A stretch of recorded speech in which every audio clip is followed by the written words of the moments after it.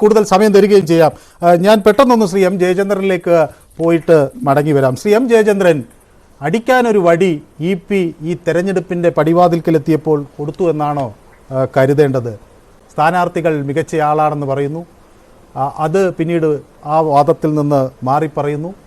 ഒപ്പം യെ അങ്ങനെ കേന്ദ്രീകരിച്ച് ആക്രമിച്ചതല്ല, മറിച്ച് ഈ ബന്ധം നേരത്തെ ഉള്ളതാണ് എന്ന് കോൺഗ്രസ് സമർത്ഥിക്കുകയും ചെയ്യുന്നു. അത് എത്രമാത്രം യുടെ ഈ തുറന്നു പറച്ചൽ ആളുകൾ വിശ്വസിക്കുമെന്ന് കരുതാനാകും?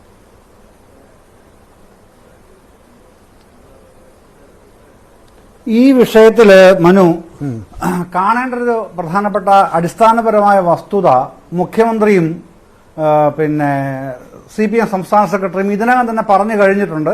പിന്നാലെ യും ഇന്ന് വ്യക്തമാക്കിയിട്ടുണ്ട്. അപ്പോൾ പിന്നെ സീനിയർ PB അംഗമാണ് മുഖ്യമന്ത്രി. അദ്ദേഹം പറഞ്ഞത് എന്താണ്? പറഞ്ഞതല്ല, പിന്നെ LDF UDF തമ്മിലാണ് സ്ട്രെയിറ്റ് ആയിട്ട് മത്സരം കേരളത്തിൽ നടക്കുന്നത്. അത് തന്നെ എൻഡോഴ്സ് ചെയ്യായിരുന്നു CPM സംസ്ഥാന സെക്രട്ടറി ഗോവിന്ദമാഷ് ചെയ്തത്. പിന്നെ സംഘടനാ ശ്രേണിയിൽ അവർക്ക് താഴെ കേന്ദ്ര കമ്മിറ്റി അംഗമായിട്ടാണ് ജയരാജൻ വരിക. അദ്ദേഹം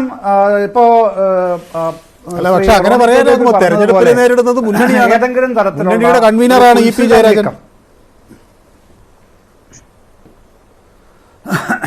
അല്ല, മുന്നണിയുടെ കൺവീനറാണ്. ആ മുന്നണിയെ നയിക്കുന്നത് CPM അല്ലേ? ആ CPMന്റെ ഏറ്റവും ഉയർന്ന നേതാവാണല്ലോ സീനിയർ PB അംഗമായ മുഖ്യമന്ത്രി പിണറായി വിജയൻ. അതിനുശേഷം വരുന്ന രണ്ടാമത്തെ നേതാവാണല്ലോ സംസ്ഥാന സെക്രട്ടറിയായ ശ്രീ MV ഗോവിന്ദൻ.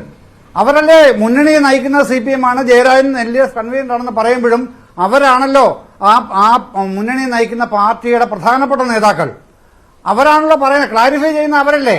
അവരുടെ ക്ലാരിഫിക്കേഷൻ അപ്പുറത്തേക്ക് ജയരാജൻ എന്തെങ്കിലും പറഞ്ഞിട്ടുണ്ടോ? ഇല്ലല്ലോ.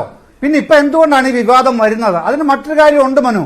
ഇപ്പോ ഇന്ത്യൻ രാഷ്ട്രീയം പാർലമെന്റ് തെരഞ്ഞെടുപ്പിലേക്ക് മാറുമ്പോൾ അവിടെ വന്നിരിക്കുന്ന പ്രധാനപ്പെട്ട പ്രശ്നം പിന്നെ ഈ രാജ്യത്തെ തന്നെ ഭരണഘടനാ വിരുദ്ധമായ നടപടികളിലൂടെ കൂട്ടിക്കൊണ്ടുപോയി അഴിമതിക്കാർക്ക് പരവതാനി വിരിച്ചു കൊടുത്ത് ഇലക്ട്രൽ ബോണ്ട് എന്ന പ്രധാനപ്പെട്ട സംഭവം വന്നിട്ടുണ്ട്.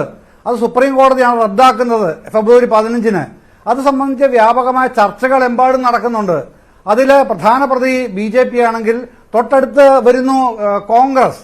അത് ഇനി ചർച്ചകൾ ഇലക്ഷനിയറിംഗ് മുറുകുന്തോറും ഈ പ്രശ്നം ഇന്ത്യയിൽ മുഴുവനും കേരളത്തിൽ വിശേഷിച്ചും പ്രധാനപ്പെട്ട ചർച്ച ചെയ്യാൻ പോവുകയാണ്.